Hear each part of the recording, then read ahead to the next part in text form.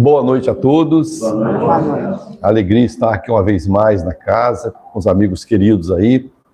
Boa receptividade, né? E muita responsabilidade, né? Colocaram responsabilidade aí.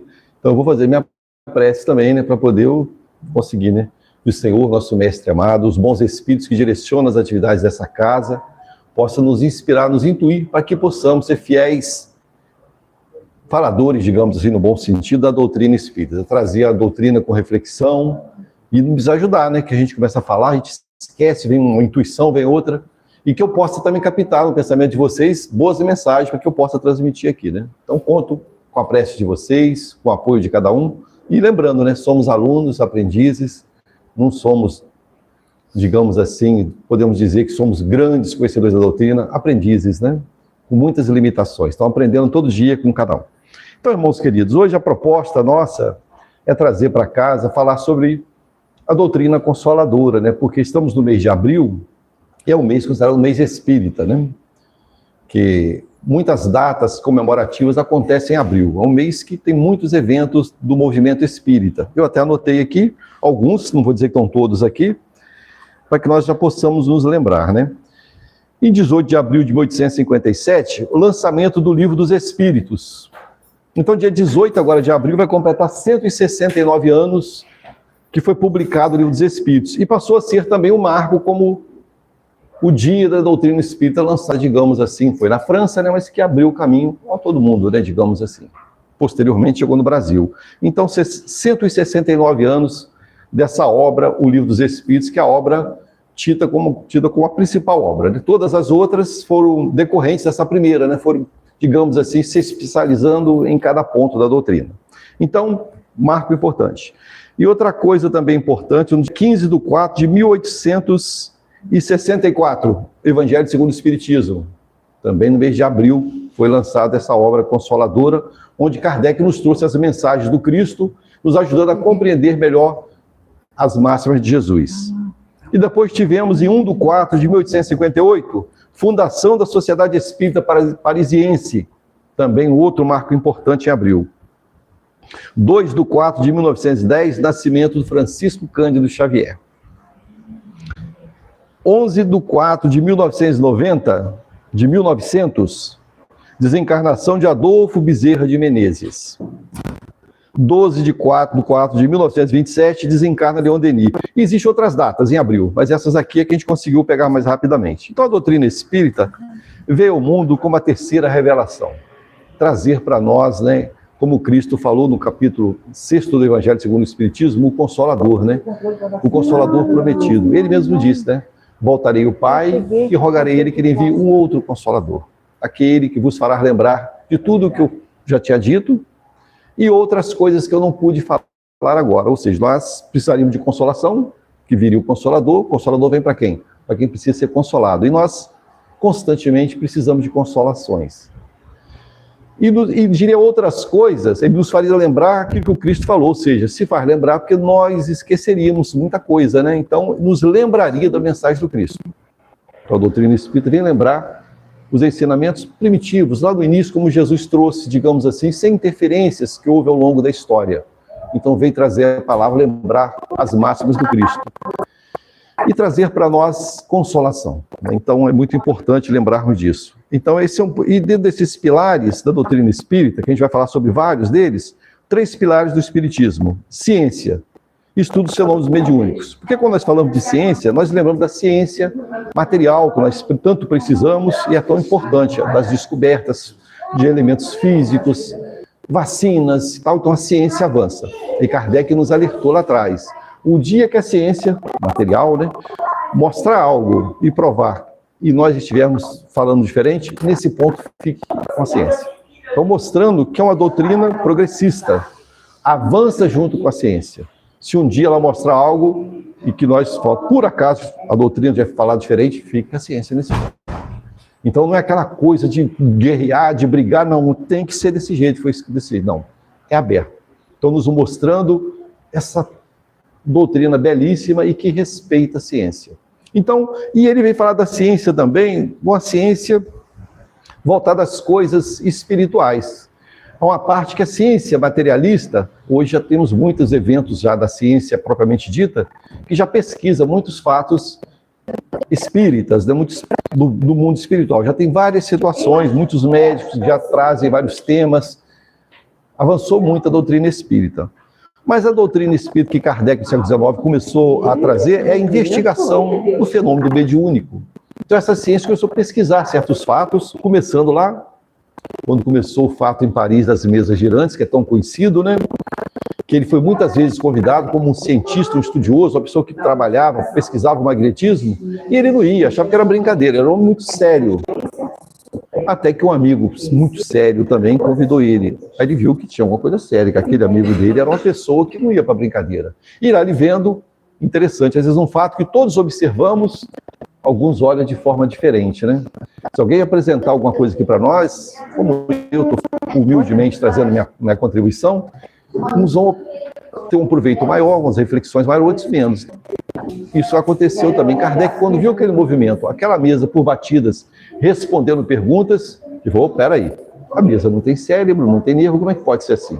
E a partir daí ele avançou, viu que por trás daquele fenômeno existiam almas, que nada mais eram de espíritos que estiveram no corpo físico, pelo processo da desencarnação, falavam do mundo espiritual através, usando aquele instrumento, aquela mesa, que ele pôde acompanhar a possibilidade daquele método ser mais simplificado. E hoje chegamos, né, lá, já no tempo dele mesmo, dos médiuns, né? Teve vários progressos, as pranchetas e outros, depois chegou no próprio médium, trazendo pela psicografia, pela incorporação e tantas outras áreas da mediunidade a forma de expressar dos espíritos. Então abriu aí essa nova ciência. Mas tem um questionamento muito sério, por quê? A ciência material, ela faz algo, uma combinação de certos elementos que dá um resultado. Se eu botar a medida X disso e daquilo, eu chego a esse.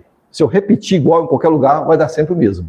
Então faz e prova e faz. A doutrina espírita já lida com seres inteligentes, espíritos fora do corpo, que não estão ao nosso bel prazer. Qualquer hora vamos fazer um evento espírita no meio da rua e vai acontecer isso desse jeito. Não, não é assim que funciona, né?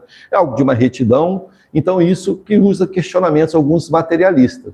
Porque nós estamos lidando com seres vivos, com nós mesmos, quando desencarnarmos, estaremos no mundo espiritual, para nos pronunciarmos, depende de uma série de fatores. Então é importante ver isso. Entrou também um outro pilar, a filosofia, porque é a parte do questionamento. Por quê? De onde vim, para onde vou? Então, um questionamento que todos nós temos muitos ainda, e vamos ter por muito tempo, que os espíritos mesmo superiores que atenderam Kardec falam que eles mesmos não têm o conhecimento, por exemplo, de Deus na profundidade. Eles têm as limitações que vão avançar ainda mais. Então, esses professores, esses espíritos superiores que vieram, eles são espíritos superiores a nós, mas diante da imensidão, eles também têm uma escala a galgar. O Cristo, que foi o maior que veio entre nós no corpo físico, que é um espírito na condição de um espírito crístico, ou seja, atingiu uma perfeição muito elevada. Mas aí fica o questionamento que Kardec faz em algumas obras para nós. Jesus é o responsável, é o governador planetário, e os espíritos assinam dizendo que sim, Jesus é o governador do planeta Terra. Desde o desprendimento da calota solar, ele acompanha, foi designado, uma reunião no mundo espiritual, para ele ser o responsável por esse planeta em formação. E ele acompanhou desde o resfriamento até as primeiras formas de vida unicelulares, e até o dia de hoje nós acompanhamos. Então ele é um Cristo planetário. Mas espera aí, então se ele é um Cristo, e esses outros planetas que têm de variados tamanhos dentro da nossa Via Láctea? Tem outro seu Cristo também, certamente, né? Sim. Mas e dentro dessa Via Láctea, desse conjunto de planetas, não vou nem abrir mais para fora, existe um governador planetário que ele é responsável pelos outros globos? Isso é só questionamento filosófico, nós não estamos afirmando nada. Então, mostrando que na casa do Pai há muitas moradas, e esse conhecimento, essa capacidade de avançar, ela vai muito além das nossas possibilidades de compreensão. Então, hoje nós temos mais questionamento do que respostas. Questionamos um monte de coisa, como é que os espíritos falam para nós? Hoje nós estudamos o perispírito. Sobre o espírito nós sabemos muito pouco, da estrutura, de entrar na ciência mais a miúde, mostrando que esse conhecimento vai sempre avançando. Mas a lógica da doutrina espírita que a filosofia nos traz é a necessidade de uma fé raciocinada, sem fanatismo, que nós vamos chegar no terceiro pilar da religião, sem dogmas. Porque quando nós falamos de religião, a doutrina espírita propriamente dito não é uma religião. Ela tem, digamos assim, resultados morais que nos levam à ligação com o Criador. A religião no sentido de religar o Criador.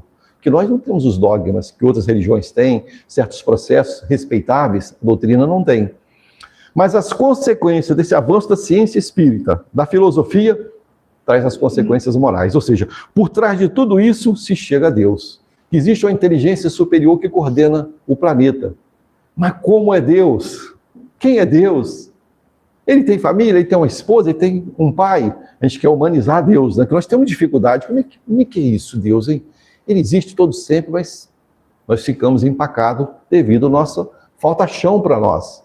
E é bom que seja assim. Nós vamos construindo ao longo da nossa caminhada, para quem sabe um dia, certamente, compreenderemos Deus melhor. Então, esse ser superior, que através do fluido cósmico universal, sabe tudo que acontece no universo. Não teve início, não tem fim. Nós tivemos início. Uma vez criados, somos imortais a partir daquele ponto que iniciamos. Mas se voltar para trás, nós não existimos. Fomos criados agora, a partir de agora, José Lopes existe e vai ter uma série de encarnações. Então, a filosofia, a ciência mostra que é dessa forma. E Kardec, antes de entrarmos na religião, ele coloca para nós que pelas pesquisas, pelos avanços que a gente tem no Livro dos Espíritos, a partir da pergunta 100, a escala espírita, e depois se desdobra muito também no Livro dos Médiuns, ele nos coloca para nós que pelas pesquisas diversas feitas por ele, aquele trabalho que ele teve, poxa, naquela época, século XIX, não tinha correio eficiente, tudo era muito difícil. Então vamos imaginar em curto tempo como ele fez coisas grandiosas. Ele distribuía mensagens, perguntas para vários países da Europa que já tinham seus médios, e dos Estados Unidos inclusive, e esperava que aquela mesma pergunta, feita a médios diferentes que não se conheciam, vira a resposta. Ele, a partir daí, achar uma unidade, quando ele encontrava, falou, não, essa é real. E ele falou para nós, né, melhor rejeitar 9 verdades do que aceitar uma única mentira. Então, mostrando a seriedade do doutrinador, do codificador da doutrina espírita. Então, mostrando que, já que não existe acaso na obra de Deus, quem foi Hipólito Leon Denisard Rivail, o nosso querido Allan Kardec? É aquele espírito que, certamente, não temos dúvida disso, se preparou muito antes de reencarnar, já tinha uma história, muitos dizem que ele já era da pleiade dos espíritos verdade, do agrupamento, e veio reencarnar para ele ser a pessoa para lidar com tudo aquilo. Porque se hoje nós estudamos a doutrina espírita e temos tanta dificuldade, por exemplo, na área mediúnica, no atendimento fraterno aos espíritos, a gente vê a complexidade, a nossa limitação diante do livre-arbítrio do outro. Eu não posso chegar para o espírito que chega numa sessão mediúnica e impor uma verdade a ele. Eu preciso, pelo diálogo, pela oração, pelo respeito, tentar mudar aquela vibração. Se for um espírito equivocado, um espírito vingativo, então nós vemos as nossas dificuldades. Nós não conseguimos dominar, nós temos limitações. Até chão moral, porque nós não temos autoridade para chegar para um espírito que está perturbando o ambiente, falar com ele com autoridade, como Cristo fez lá em Gandhara, diante daquele homem que estava possuído. Ele tinha autoridade. Então nós dialogamos, colocamos nosso sentimento, nosso amor e contamos naturalmente com os espíritos que cuidam da casa espírita, aqueles que direcionam as atividades da estrutura daquela casa onde estão vinculados. Porque senão chega uma inteligência, uma grande inteligência equivocada, inteligente, porém moralmente baixo, e coloca a gente no bolso. Então nós precisamos dos bons espíritos para nos ajudar a lidar desse atendimento. Então, nessa parte que chega, finalmente nessa parte moral, que nós falamos religião no sentido de religar o Criador, Kardec, observando pelos espíritos, pelas falas, pelos atendimentos, pelas lutas de cada um, ele entendeu que uma das bandeiras da doutrina espírita tem que ser a caridade, porque a caridade nos ajuda a lidar com nossas próprias imperfeições. Quando eu me envolvo no movimento, na obra do bem, me ajuda a me afastar das lutas interiores que eu trago comigo, minhas paixões, meus desejos equivocados, meus vícios. Então eu tenho um monte de problema, mas chego na casa espírita, começo a me envolver com um trabalho útil. Vamos pensar, por exemplo, vamos dizer que José Lopes fosse um alcoólatra, uma pessoa com muita dificuldade na bebida. Chega um dia aqui, a casa me acolhe, eu com muitas lutas, e eu vou pelo um trabalho de tratamento espiritual, de assiduidade na casa, vou trabalhando, os bons espíritos vão olhando o meu esforço, eu faço o meu esforço próprio também, e eu quero beber, e vou beber de vez em quando ainda. Mas chega um momento que a casa me dá a oportunidade de eu trabalhar, depois dos estudos, trabalhar em alguma atividade da casa que eu já possa, e vou pegando responsabilidade. E aí chega uma hora e falo assim, poxa, eu vou beber hoje, mas eu não posso. Hoje é quarta-feira, eu tenho que estar lá na casa, eu tenho trabalho na casa, como é que eu vou beber? Aí você quer, mas não bebe. Você começa a lutar já com a sua paixão. Aí outro dia eu vou beber, não, mas eu já estou no trabalho mediúnico, eu já estou no visita aos lares, implantação do culto evangelho lá, visita aos hospitais se a casa tiver. Não posso, quando vê, você fica 2, 3 anos sem beber. A vontade está em mim ainda, não está dominada. É o gato vigiando o rato, né? Um vacilo a gente cai. Mas eu estando num ambiente que eu não tenho essas ofertas, eu estou curado? Não, eu estou em tratamento. E lembrando uma fala que é muito bacana da Bíblia, que diz assim, diante das nossas deficiências, não tentareis o Senhor vosso Deus. O que é isso? Você tem esse problema com a bebida de José Lopes, não vai no bar. Você tem problema? Vai ter um churrascão regado a muita cerveja? Não vai lá, cara. Você tem dificuldade. Então isso é não tentar o Senhor vosso Deus. Eu sei que eu não posso, eu corto o caminho. Então tudo é sabedoria. Então essas consequências que a religião nos traz, dessas mudanças, que cabe a cada um de nós nos esforçarmos para identificar os pontos frágeis, que são muito difíceis, né? Quando a gente lembra do conhece a ti mesmo, que Santo Agostinho traz que a resposta maravilhosa, na 119A, esqueci qual que é, depois vocês me lembram, 919A, eu lembrei. 919A, estou falando 119, vai ter só 100 e poucos, 111, 112, né? Então, ele coloca para nós a necessidade de nos conhecer e depois fala, mas como faz isso? Procure diariamente fazer uma revista pelo seu dia a dia, aquilo que você faz, o que você deixou de fazer e rever aquilo que você tem que corrigir. É fácil? Não é fácil. Porque nós ainda, diante de certas situações, nós colocamos o homem velho. Um questionamento, uma buzinada no pé do ouvido que na praia seca, a gente vem à tona toda a nossa história de lutas interiores, de prevalecer. Quem ele pensa que é para buzinar no meu ouvido? Quem ele pensa que é para fazer isso? Porque isso é muito forte em nós ainda. A gente pensa que já venceu isso, mas de vez em quando a gente fica decepcionado, né? Eu digo por mim, às vezes eu vou fazer uma palestra num lugar e às vezes eu aprontei todas no dia, briguei no trabalho, tem dia que é difícil, né, gente? Não sei para os senhores aqui da Praia Seca, né? Uma casa mais tranquila, talvez vocês tenham essa dificuldade. Tem dia que é muito difícil. E você estoura todos os limites que não deveria. Aí chega à noite com um cara de pau, você vai fazer uma palestra. Fala, meu Deus, que vergonha. Vou falar daquilo que eu ainda não consigo fazer. Esse é o papel daquele que se propõe a falar. Fala daquilo que ele não consegue fazer ainda, mas ele precisa. Então fala hoje, fala amanhã. E é como o apóstolo Paulo fala, né? Um espinho na carne, né? Aquela luta interior, mas é um combate bom, que a gente está se esforçando para se melhorar. Então, diante desses pilares, abre naturalmente os outros que nós conhecemos até mais, né? Abre para nós aqueles 5. Existência de Deus. O espírita crê em Deus. Eu, para mim, falar em qualquer ambiente que eu vá, falo assim, eu sou espírita. O espírita crê em Deus. Nesse ser superior, criador de todas as coisas, que não escolhe religião, ele é o pai de todos.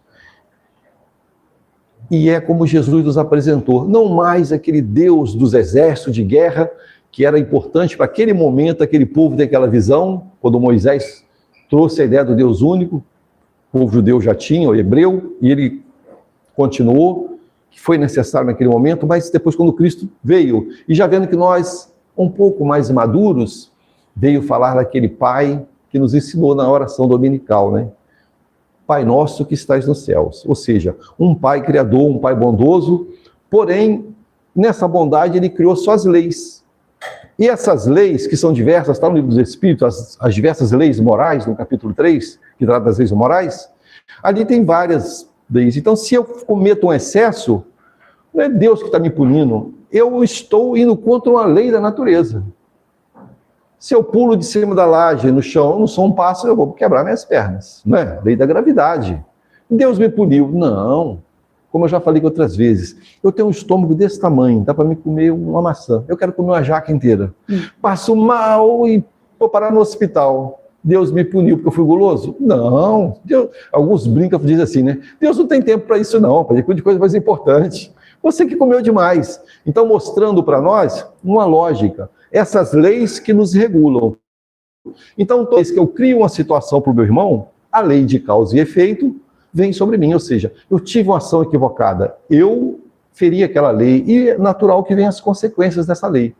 Então, por isso a necessidade do esforço diário, da vigilância, esforçar para ser melhor hoje do que foi ontem, trabalhar o perdão das ofensas, desenvolver a gratidão. Quantas pessoas já passaram em nossas vidas que nos ajudaram em algum momento?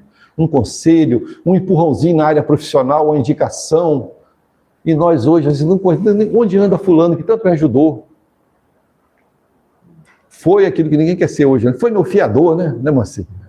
Fiador é um problema sério. Foi meu fiador naquele momento difícil. E eu paguei ele honestamente, como manda a lei. Cadê ele? Não sei, mas eu posso fazer oração por ele. Onde ele estiver, que Jesus o envolva. Leve bons sentimentos a ele, a minha gratidão a ele. Importante. Outra coisa, humildade. O Outro Espírito nos fala a necessidade de nós nos esforçarmos para sair do orgulho excessivo. Humildade. Ouvir o lado do outro, saber que todos nós, por mais educados que sejamos, por mais culto em alguma área, porque às vezes o Moacir é PhD numa área, a irmã em outra, eu em outra, mas um não conhece a área do outro, nós precisamos interagir uns com os outros. Às vezes o cara é doutor em tudo, mas precisa de contratar um amigo que sabe construir um muro, um pedreiro, um ajudante, que tem habilidade, tem conhecimento. Então, dessa forma, temos que ter humildade para respeitar o conhecimento do outro. Nós trocamos um com os outros, nos ajudamos mutuamente. Então, Deus é um ponto central da doutrina espírita. E o segundo, imortalidade da alma. Esse ponto, esse primeiro ponto, esse segundo, é comum às religiões, da maioria delas, né? A existência de Deus, cada um pode adorar de um jeito, e a imortalidade da alma. Aqueles que não são materialistas, creem na imortalidade da alma, ou seja, como eu falei, a alma, uma vez criada, ela passa a ser imortal. E ela, ao corpo morrer, quando o corpo não oferece as condições de vida para o espírito abandona o corpo. Não é o espírito que larga o corpo morre em seguida porque ele saiu, não. O corpo morre, não oferece as condições de vida, de ligação com o espírito, a morte do corpo causa a separação da alma, ou espírito. Então, imortalidade. Estamos nas vias do progresso, construindo diariamente. Como Cristo falou, o semeador saiu a semear. Então nós diariamente semeamos. Estamos enviando para o mundo espiritual, de alguma forma, pensamentos, ações, vibrações, que será para nós, entre aspas, o nosso currículo. Que em algum momento a gente vai retornar a essa casa espiritual de onde viemos. Estamos vivendo uma experiência no corpo, mas somos espíritos. Então, ao retornar ao mundo espiritual, já que eu sou imortal, eu continuo existindo, eu continuo sendo José Lopes. Mas lá chegando, depois de um tempo que eu me entender, eu vou ver que eu já fui o Pedro, fui o Antônio, fui a Maria, que eu já fui senhor, já fui escravo, eu tenho toda uma história. E até onde eu puder lembrar, eles vão permitir. Tem fatos mais recuados que eles não permitem que a gente lembre, porque senão a gente ia ficar muito chocado, creio eu. Então, eu continuo existindo.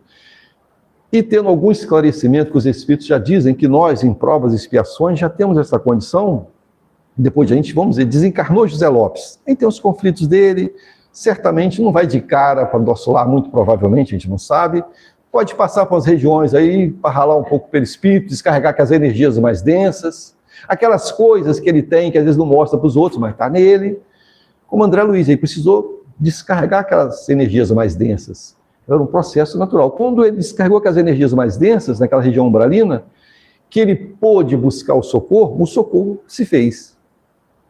Então, nessa condição de provas e expiações, nós já podemos, diz os Espíritos, contribuir para o processo reencarnatório nosso. Aí a gente fala assim, mas poxa, eu posso contribuir? Então eu quero nascer filho de alguém que é lá da Casa do Caminho, que é muito rico, tem condições, tem posses. Casa do Caminho só tem gente bem resolvido financeiramente. É para levantar a mão. Vai todo mundo levantar, eu não quero. Então, eu quero nascer filho desses que frequentam, pessoal tudo bem de vida, né? Por que eu vou querer nascer num pobre de novo? Mas aí os Espíritos falam assim para nós, em uma das perguntas, para nós, no corpo, essa visão é muito comum. Uma vez liberto do corpo, a gente passa a ver com o olhar espiritual, ou seja, eu preciso avançar. Se eu vier numa condição só de, entre aspas, de moleza material, eu não terei as provas e expiações que eu preciso, que é para o meu bem. Então, aí com essa visão, nós escolhemos coisas que a gente no corpo fala, por que eu fui escolher estar sendo essa família, né, Moacir? Pelo amor de Deus, é muita gente difícil. Ali quem tinha que estar. A nossa necessidade está ali. Aquele filho rebelde, aquela filha difícil, um pai firme, uma mãe difícil, uma mãe maravilhosa, uma mãe super protetora, e aí vai. Então nós vamos encontrar, a doutrina nos coloca com esses grupos que precisamos estar juntos. Eu já perguntei aqui, vou perguntar de novo, me dá licença. Quem é nativo aqui da região dos lagos? Levante a mão, por favor. Ué, gente, ninguém nasceu aqui na região dos lagos, não? Ninguém? É todo mundo Praia Seca, Cabo... Araruama, Iguaba, nada? Ué, gente, vocês vieram para a casa dos outros, né? Olha, errado. Nas casas que eu pergunto isso, geralmente tem uns 3, 4 que levantam a mão. Nenhum, hein? Nem eu. Então é isso. Então, nós somos atraídos para as regiões onde estão nossos compromissos, magneticamente. Um vem do Rio, vem de São Paulo, vem de Minas, outro vem do Nordeste, e vamos nos encontrando onde estão os nossos compromissos reencarnatórios. Então, nos encontramos aqui na Praia Seca, porque aqui estão nossos compromissos. Então, mostrando para nós como funciona. E aí, um ponto que já diverge um pouco as religiões, né? Um outro pilar, a reencarnação. A reencarnação, tem muitas doutrinas que creem na reencarnação. Dizem os estudiosos que a maioria crê na reencarnação. E pelo do Oriente, principalmente, a maioria crê na reencarnação. Mas vamos pensar aqui, o cristianismo, sob o ponto de vista das igrejas tradicionais, não crê na reencarnação, não é isso?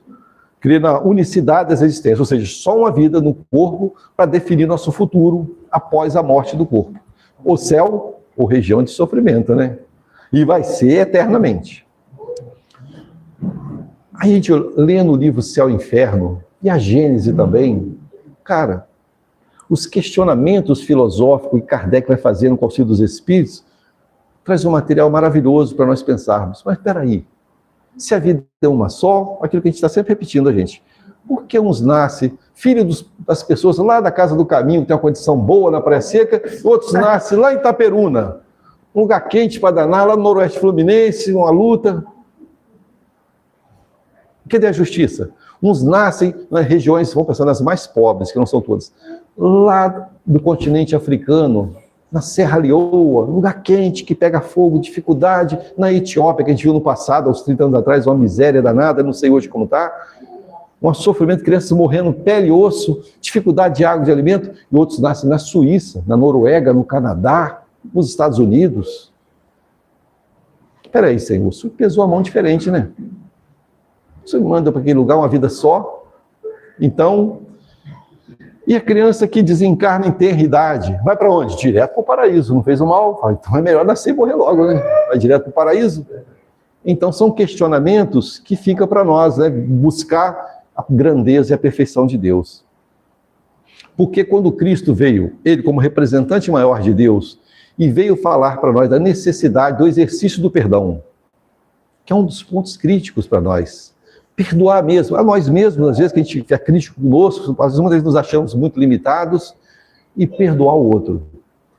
Então, peraí, se Jesus, que é o representante dileto de Deus, e ele falou, ninguém vai ao Pai senão através de mim, que ele era a porta, digamos assim.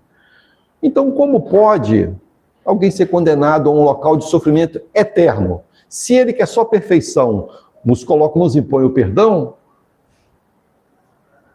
e nós, seres imperfeitos, temos que perdoar? Se ele não perdoou, se condenou por uma vez só, então não. Esse Deus, nós espíritos não conhecemos. Nós conhecemos um Deus que dá sempre oportunidade, que nas regiões mais sofridas, que as obras espíritas que nosso querido Chico Xavier nos trouxe, e outros, como Manuel Filomeno de Miranda, através do médium Divaldo Pereira Franco, e muitos outros, vêm falar das regiões de sofrimento no mundo espiritual. E fala que essas regiões de sofrimento vai chegando ao nível de regiões abissais, onde o sofrimento é muito intenso, que também tem graduações. Mesmo nesses lugares, existe trabalhadores ali, pronto para resgatar quando é o momento. Em todos os lugares, o socorro está do lado. Os processos da nossa consciência culpada, que está ali não para punir, mas para nós nos filtrar, digamos assim, para nós nos desprendermos daquilo ali. Enquanto a dureza do coração estiver, nós ficamos naquelas lutas, as reencarnações reiteradas em mundos difíceis. Por quê? Porque não conseguimos aprender. Então, o processo da repetição. Então, eu quero crescer, quero avançar. Eu preciso desenvolver o perdão, eu preciso trabalhar hoje. Cada um dos senhores e senhoras que estão aqui, sei que ninguém tem problema aqui, mas aquele que passa por dificuldade, pensa assim, meu Deus, o que essa dificuldade está me ensinando? Qual prova eu estou tirando desse aprendizado? Será que eu vou continuar batendo de frente, dando cabeçada nesse muro a quebrar a cabeça? Eu tenho que aprender alguma coisa. Então, a doutrina nos ensina isso. Reencarnamos no propósito de evoluirmos. Reencarnamos e viemos para cá, né? Todo mundo de fora aqui, né? Viemos para a Praia Seca, das regiões diversas, para nós podermos exercitar aqui, onde estamos inseridos, algo de bom. Vocês conheceram aquela senhora que desencarnou há pouco tempo lá de Macaé, dona Toninha, do Centro Espírita Pedro de Macaé? Então, poucos dias atrás nós recebemos uma amiga de lá, Luana, que veio fazer a palestra para nós, é da casa Pedro de Macaé. E ela lidou com a Toninha há muito tempo, e ela que me contou essa passagem. Que a Toninha fala assim, uma senhora muito bacana, que adorava quando as pessoas iam com ela assim na rua, no dia a dia, convivia com ela, uma situação, né? A conhecia fortuitamente, um convívio rápido, e perguntava para ela assim, qual é a sua religião? Ela fala assim, estou sendo um bom representante da doutrina espírita. Então, é bom que nós nos esforcemos, que nós somos aqueles que estamos representando a doutrina espírita. Qual é o meu procedimento? Igual eu falo para os amigos, quando vocês veem o José Lopes aí numa confusão no trânsito, na Praia Seca, não fala assim, ah lá ele, estava falando ontem lá na Casa do Caminho, aprontando agora aí na rua. Não, meu irmão José Lopes está na prova, vou fazer uma prece por ele, Senhor, envolva meu irmão que está na luta. Porque senão, nós corremos o risco de colocar responsabilidade no palestrante, no dirigentes, nos trabalhos da casa. Não, são seres humanos cheios de lutas. E tem aquela parábola que eu não vou falar aqui agora, aquela parábola, aquela passagem, historinha, da comunidade dos porcos espinhos, que todos conhecem, né? Que nós, às vezes, esbarramos no outro e espeta. Às vezes, quando um fica de bico com o outro. Aqui não, na minha casa, sim. Às vezes, quando fica de bico, você até fala assim, olha, coisa terrível, meu santo não bate com o santo dessa pessoa. Os santos são os espíritos superiores, eles se entendem muito bem, o problema é nós, né?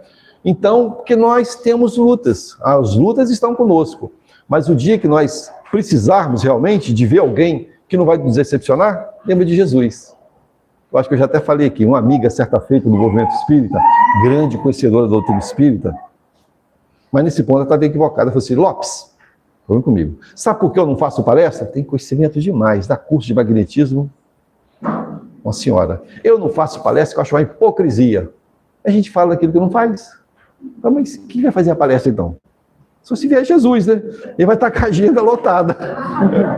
É nós mesmos, com nossas lutas, fica a cara quente quando apronta alguma, igual o Haroldo Dutra falou um dia. Vocês lembram da passagem do Haroldo Dutra Dias? Ele falando, é bem conhecida, né? Ele dizendo que ele estava no trânsito, não sei se era em Minas, em Belo Horizonte, não me lembro a cidade. Ele e o filho dele, parece que era rapaz, e teve uma hora que um cara deu uma virada de carro na frente dele, deu uma fechada terrível nele. Aquilo, então acontece com vocês, comigo acontece. Ele ficou, quando ele me ameaçou baixar o vidro, o filho olhou para ele assim, ué pai, você vai brigar com ele? Você vai xingar ele? E se for alguém que ouviu sua palestra? Ele baixou o vidro. Então, mostrando isso que eu falei, nós temos as imperfeições, as lutas são muito grandes. São muito grandes. Então, nós temos que ter a humildade de admitir, eu tenho problemas. Estou lutando diariamente, por isso que a gente sempre pede, né? Orações, a gente precisa de muitas orações, todos nós. Oremos um pelos outros. E a gente vê no livro Céu e Inferno, a gente vai continuar aqui, o livro Céu e Inferno, a gente olhando lá os espíritos, principalmente criminosos, arrependidos, o que eles falavam nas evocações? Orem por mim, que os bons espíritos vão ouvir a oração de vocês, vocês são bons, orem por mim que eu estou vendo aqueles que eu prejudiquei, a imagem deles me perseguindo, os espectros me perseguindo, os crimes que eu cometi, eu sinto o sofrimento do outro ainda, e o tempo todo, que no mundo espiritual a gente não tem o sono, né? É o tempo todo ligado, e a perturbação está do meu lado, pedindo oração. Então a oração, que às vezes a gente menospreza tanto, é muito poderosa. Claro que às vezes a gente cumpre um ritual, né? Vai deitar, faz uma oração rápida e tal, mas aquela oração que a gente consegue fazer nos momentos mais difíceis, ali nós colocamos nosso coração. Uma mãe, quando vê um filho doente, que ela bota o sentimento dela ali, aquela oração tem um poder enorme, e nós sentimos o efeito dessa oração imediatamente. O problema resolveu? Não, o problema continua existindo. Não resolveu o problema. mas nós ficamos mais seguros, ficamos mais confiantes que vai ter solução. Porque é isso, Deus age conosco assim, nos tirando aquele sofrimento que a gente fica, às vezes, sofrendo antecipadamente por coisas que nem vai acontecer. Ele nos ajuda a olhar o problema de outra forma. O problema é o mesmo, mas eu já olho com mais tranquilidade, eu prossigo. Muito bem, então, eu parei na reencarnação, né? Já me conhece. Você foi bom assim, eu sou danado para abrir aspas, depois eu me perco, você me ajuda. Abre aspas, eu achava tão lindo o pessoal falar isso, abre aspas, e meu Deus, onde eu estava? A gente abre uma aspa, a gente pega um caminho que para baixar o prumo, falar nisso, não tem um relógio aqui. Não, está tranquilo. Mas que horas tem aí? Então por favor, porque não tem nem noção de que hora é agora, né? Muito bem, então a reencarnação foi. Moacir me ajuda muito, por isso eu gosto de falar aqui. Não, Lopes, você estava aqui, ó. Comunicabilidade dos espíritos. Como eu falei, né, no livro Céu e Inferno, que traz muitas mensagens, é a parte do consolo, né? Para os espíritos, para nós também, e lembrar de um ponto, até afastando um pouquinho dessa fala, que nós não podemos nunca esquecer na casa espírita. A casa espírita é um local de consolação. Não pode perder a característica do consolo, que às vezes a gente pode ficar muito técnico demais e perder esse ponto mais positivo, que é de acolher, o acolhimento.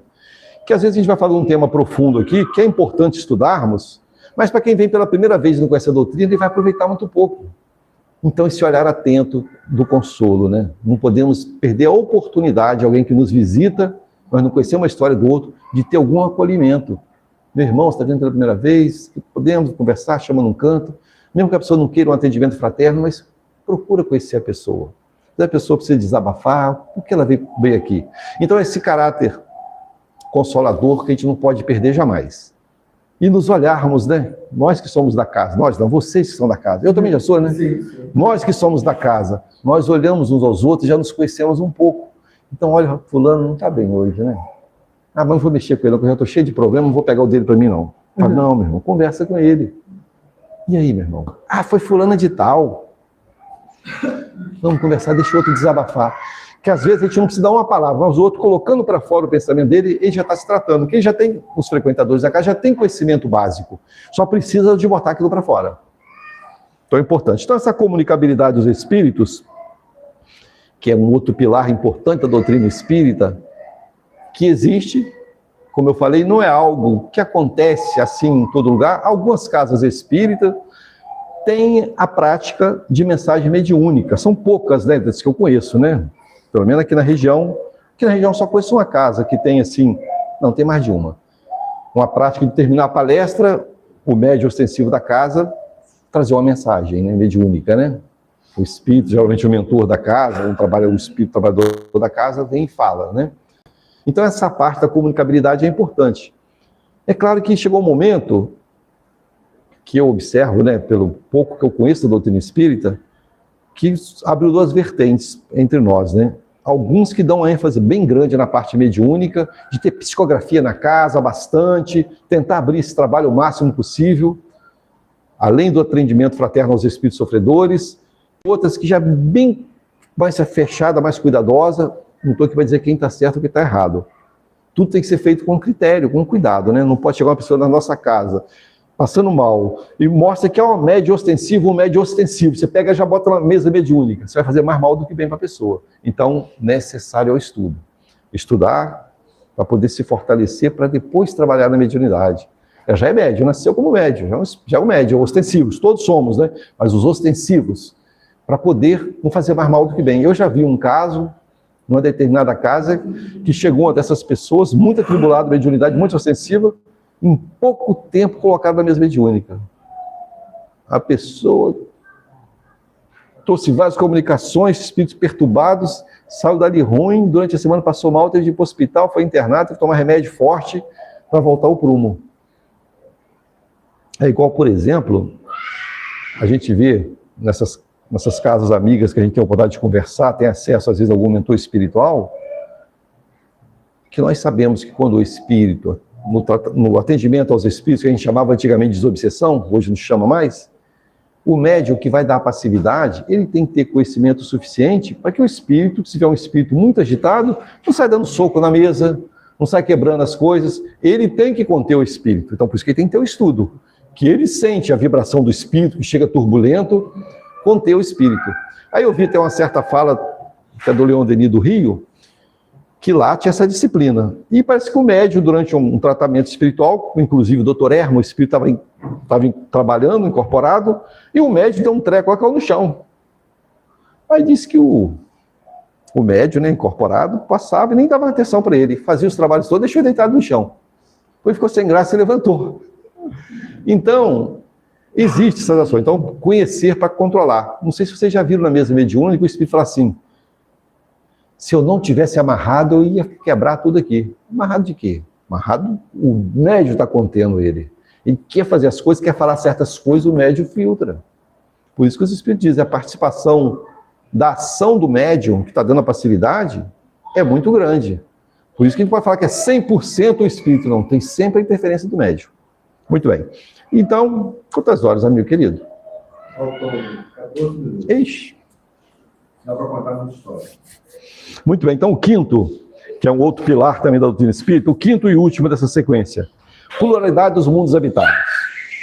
Então a gente pensa assim, né? Todos aqui já pensaram isso. Espera aí. A ideia antiga, né, é que a vida só existe no planeta Terra. A vida como nós conhecemos e entendemos, né? A gente vê os estudiosos que estudam esses corpos celestes, traz para nós as imagens que a gente vê hoje, né?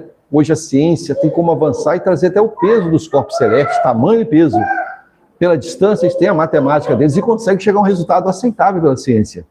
Então, coloca aqui nós, nessa escala de mundos, de tamanho físico, que nós somos pequenos diante de certos corpos celestes. Oi? Esse menininho tem uma pinta de palestrante, hein? Tá querendo falar, hein? Deixa o menino falar. Então, nós somos pequenos. Até nessa escala que vai mostrando, daqui a pouco a gente some, né? Parece aqueles corpos celestes gigantescos. E a gente vê que no nosso planeta, a vida em tudo. Você vê que você tem um quintalzinho, você deixa uma tampinha de Coca-Cola lá no chão, aquela água importada, daqui a pouco tem micróbio. A terra que você cuida do seu jardim, os micro-organismos eficientes para melhorar aquela terra, que hoje a gente está aprendendo a lidar com a natureza, aproveitar as folhas para fazer uma compostagem ali, aproveitar as cascas de legume enterradas nos pés das árvores maiores, né, que as pequenas podem sentir o impacto, o micro-organismo aflorar e aquilo ali ficar bem adubado. Então, tem tudo a vida. Aqui na região, pelo menos, a gente fecha o guarda-roupa por muito tempo, se olhar, daqui a pouco está cheio de cupim, né? Como aparece cupim, né? Não sei nos móveis de vocês, esses móveis mais fracos que a gente compra aí, né? Então, a vida por toda parte, a vida é pulsante no nosso planeta. Nosso organismo, somos nós, mas tem vários seres que vivem em nós. Então, a vida por toda parte. Então, quando você sai desse planeta, não há mais vida? Então, é um questionamento à sabedoria de Deus. Será que Deus criou alguma coisa inútil, que não tem uma razão de ser? Então, sob a nossa visão, que a nossa ciência consegue, igual ela vai na Lua, igual foi agora próximo, olhando ali, a gente vê só areia, né? Não tem nada aqui. Mas e a nível de outras faixas de vibração que nós não conseguimos perceber? Então, esses mundos são muitos. Kardec coloca para nós, ele divide esses mundos em categorias de mundos, né? Mundos inferiores, mundos superiores, mundos inferiores, esqueci o outro. Se for fazer a classificação primitiva, né? Mundo primitivo, achou. Muito bom ter amigos, né? Mundos primitivos, provas e expiações, mundo regenerador, mundos felizes, né? Mundos puros, perfeitos. Então, mostrando essa escala de mundos que nós vamos vivenciar experiência nesse mundo. E um dia chegaremos a esse topo, espíritos puros. Então, olhando aqui, eu trouxe até anotado, Moacir, você me lembrou agora, está até anotado aqui, ó. Lá no livro do Evangelho segundo o Espiritismo, no capítulo 3, há muitas moradas na casa do Pai, ele diz assim para nós, mundos primitivos, destinados às primeiras encarnações da alma humana. Então vamos lembrar daqueles filmes do Homem da Caverna, a gente vê os achados arqueológicos mostrando aquelas estruturas, pelos objetos, se conseguia aferir a inteligência daqueles que viveram naquela época, né? Pelos equipamentos que eles tinham, pelos dentes que eles comiam. Então a arqueologia vai achando esses corpos, essas estruturas ósseas antigas e vai precisando a idade. Então esses mundos primitivos, primeiras encarnações, que a gente começa a lidar com a matéria, aprendendo ainda, a gente é um homem bruto ainda, digamos assim. Depois, continua aqui, mundos de expiações e de provas, que nós conhecemos, onde estamos vivendo, né? O que os Espíritos falam sobre isso? O que é o mundo de expiações e provas? Olha o que diz aqui, curto e grosso. Não posso falar grosso, é curto e direto. Onde o mal domina.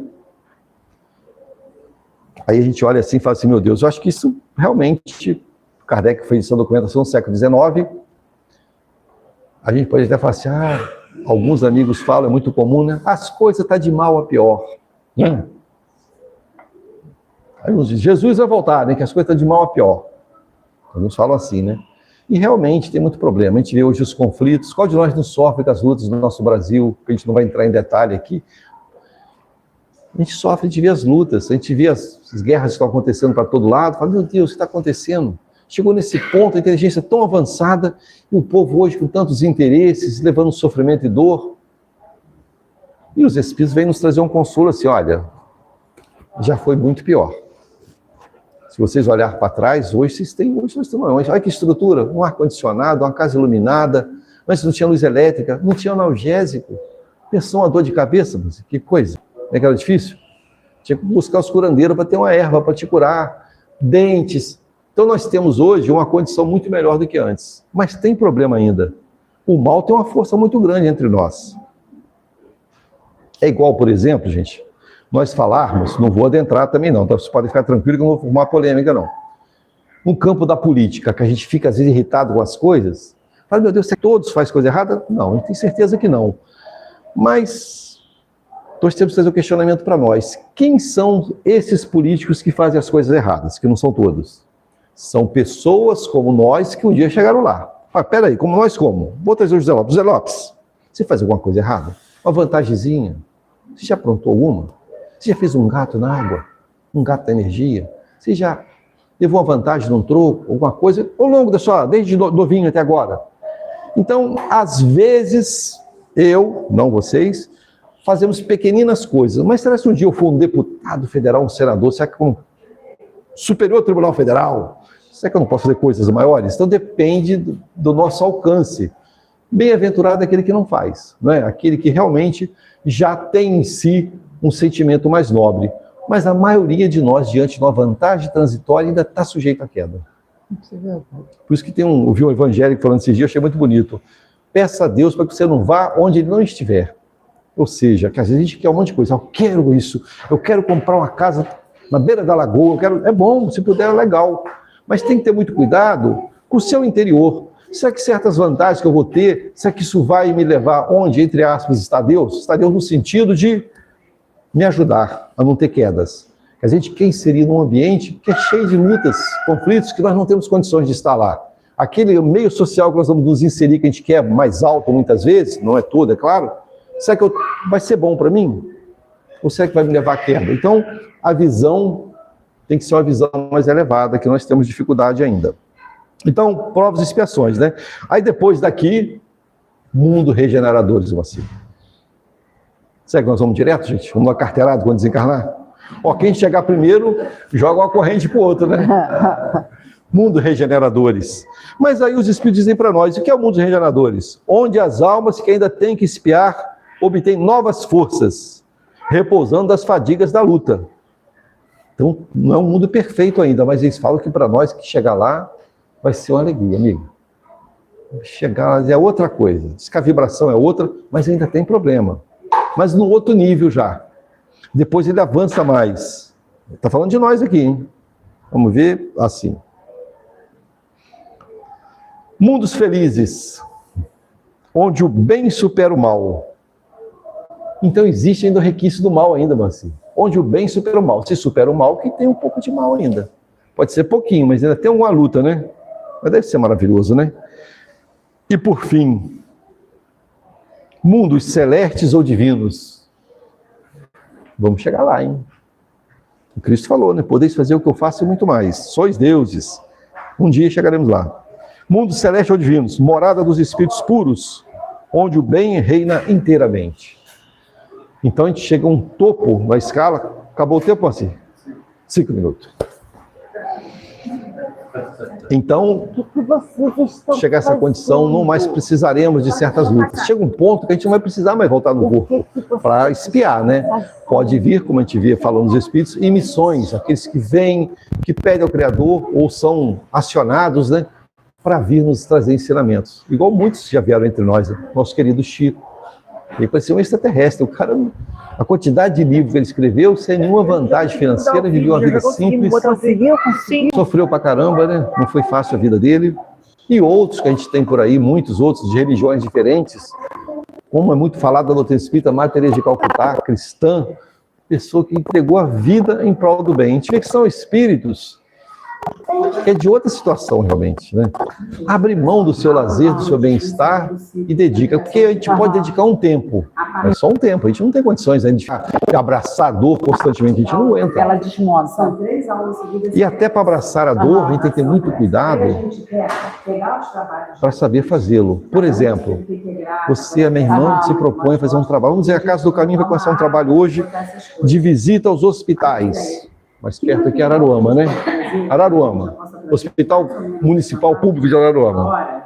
Vamos dizer assim, todo domingo a gente se reúne aqui, na Casa do Caminho, pega o Evangelho, lê, eleva o pensamento do Dr. Bezerra de Menezes, que é o médico dos hospitais, está pedindo proteção e amparo, e vamos para o hospital, o grupo. Visitamos as dores, estendemos as mãos, não falamos de religião, e acolhemos, fazemos o nosso melhor. Aí vemos dores, às vezes terríveis, um sofrimento. A gente vem embora, chega aqui, volta na casa, finaliza, faz uma prece, pede aos bons espíritos, Dr. Bezerra de Menezes, que nos desvincule dessas almas sofredoras, que porventura possa ter vindo em nossa companhia, que isso possa ser direcionado a regiões de tratamento, e vamos para casa. Esquece a dor do outro. Quem está no hospital sofrendo, a dor é dele, não é nossa. Porque se a gente leva a dor para a gente, daqui uns dias está doente também. A gente não pode mais fazer a visita, porque adoeceu. Isso é egoísmo do seu pai. Não, meu irmão, não é não. Você vai socorrer o enfermo, mas a doença é dele. Não é ser ruim. Vou fazer o melhor pelo meu irmão. Mas quando eu terminar o tratamento, meu irmão, tô indo, fica com Deus. Não fala não, mas a dor é sua, tá? Não é minha. Não é egoísmo. Eu não posso absorver, porque tem pessoas que absorvem a dor dos outros. Vocês devem conhecer pessoas assim, que vê o sofrimento e a pessoa chega destruída em casa. Então, eu tenho que orar, eu tenho que ajudar, mas eu tenho que saber meus limites. Eu não posso pegar aquela dor e carregar comigo, não. Senão eu não posso continuar no trabalho, vou ter que afastar do trabalho. Então é um a menos. Meus irmãos, é isso aí. Agradeço a vocês pela paciência. Passaram no teste, espiaram. Alguns pontinhos pretos foram apagados pelo espírito de vocês por me tolerar esse tempo todo, hein? Parabéns para vocês.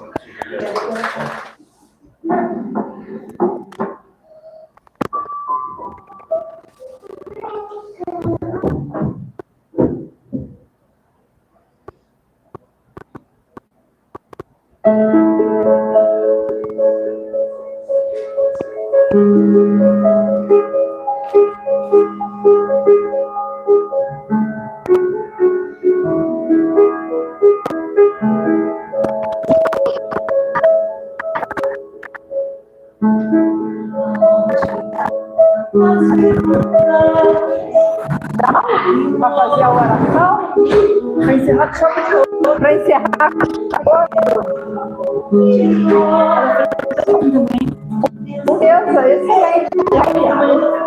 Excelente ideia.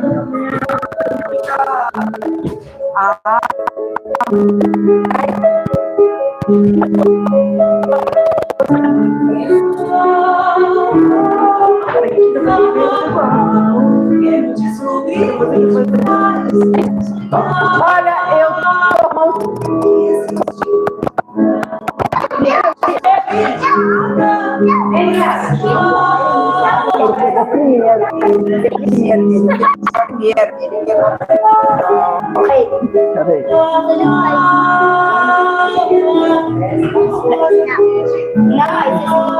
você segura, vai ficar todo mundo aqui.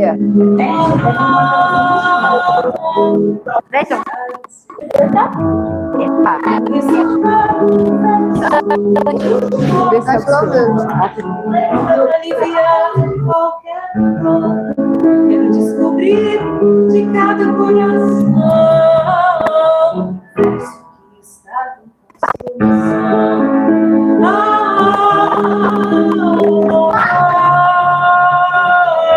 que nos faz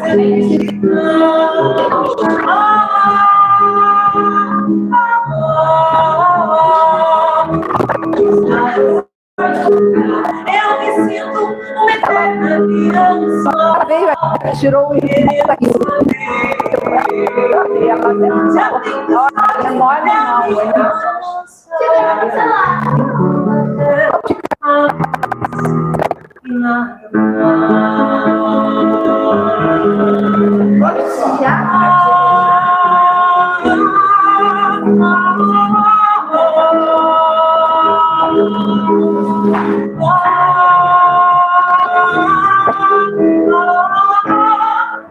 Vou descobrir o que te faz sonhar, que existe em cada lugar.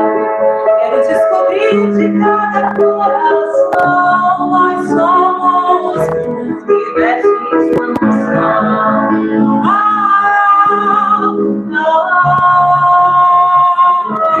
Que nos faz jamais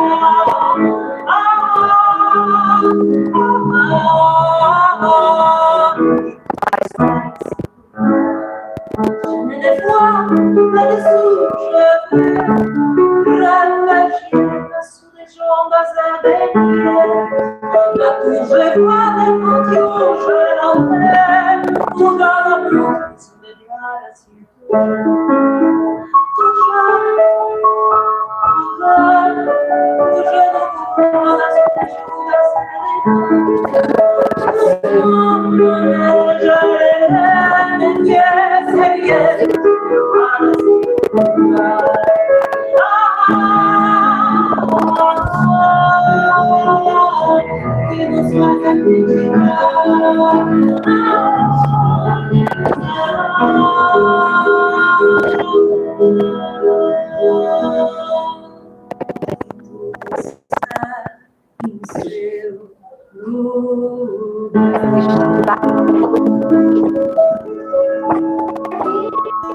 Gente,